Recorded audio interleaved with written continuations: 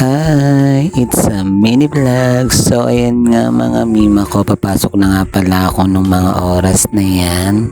At kung mapapansin nyo nga rin pala mga mima ko kung bakit marami sasakyan dito sa kanto namin.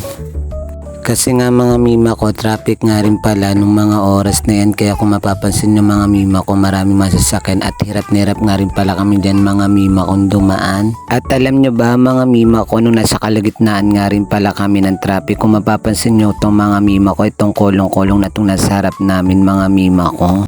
Diyos ko mga mima ko, maluloko kayo kasi dahil itong si ating nakapula, inaway niya nga rin pala yung driver ng truck. Kasi nga mga mima ko, gawa nga ng hindi nga nagkabigayan ng daan, gawa nga ng traffic nga din mga mima ko. Kaya shoutout nga rin pala mga mima ko sa lahat nga pala ng mga pasahero o mga nagdadrive ng mga motor or truck kung sino-sino pa man mga mima ko. Mga mima ko, kapag halimbawa mga mima ko nagkakaroon tayo ng problema sa kalsada, pag-usapan na lang natin at huwag na nating idaan pa kung saan-saan mga mima ko para hindi na rin po tayo magkasakitan. By the way nga pala mga mima ko, pamaislap na nga rin pala kami nung mga oras na yan. At pagpasyensya nyo na nga rin pala mga mima ko kung bakit medyo malikot-likot nga rin pala yung pagkuha ko ng mga video. Kasi kung mapapansin nyo mga mima ko, medyo sira-sira nga yung daanan. Kasi nga mga mima ko, unti-unti nga palang ginagawa o inaayos nga pala mga mima ko yung daanan dito sa amin hanggang sa San Isidro. At ayan nga mga mima ko, nandito na nga rin pala kami mga mima ko sa maislap. At bakit na nga rin pala dyan mga mima ko at pababa San Isidro na nga rin pala.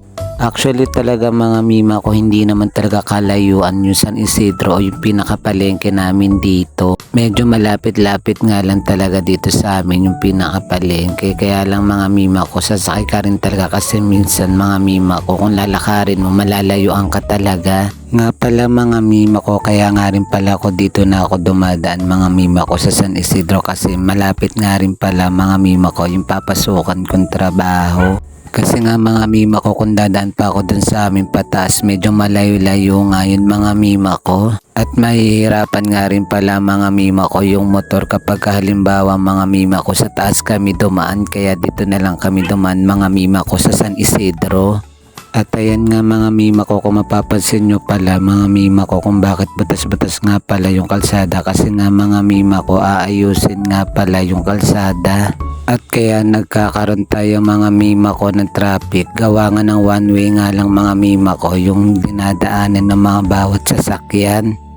At ayan nga mga mima ko, malapit na nga rin pala kami nung mga oras na yan sa San Isidro.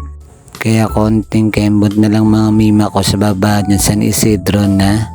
At medyo umulan nga rin pala nung mga oras na yan mga mima ko, pero hindi naman siya nagtagal. Kaya kung mapapansin nyo mga mima ko kung bakit basa yung kalsada. At so ayan nga mga mima ko, nandito na nga rin pala kami sa San Isidro. Kaya malapit na rin pala dito mga mima ko yung pinapasukan ko.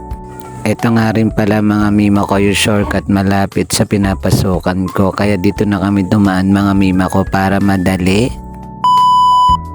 At so ayan nga mga mima ko, umaga na nga pala ng mga oras na yan. So pauwi na nga pala kami niyan mga mima ko. At siya nga rin pala mga mima ko yung kasama ko sa pagtitinda sa gabi. Kaya eto kami mga mima ko, tamang lakad palabas.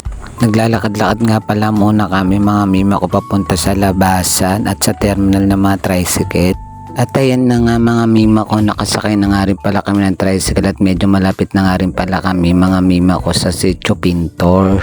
At ako nga pala muna mga mima ko yung maunang bababa dito sa kanto namin at susunod nga rin pala mga mima ko yung kasama ko. Sa harangan nga pala siya mga mima ko umuwi.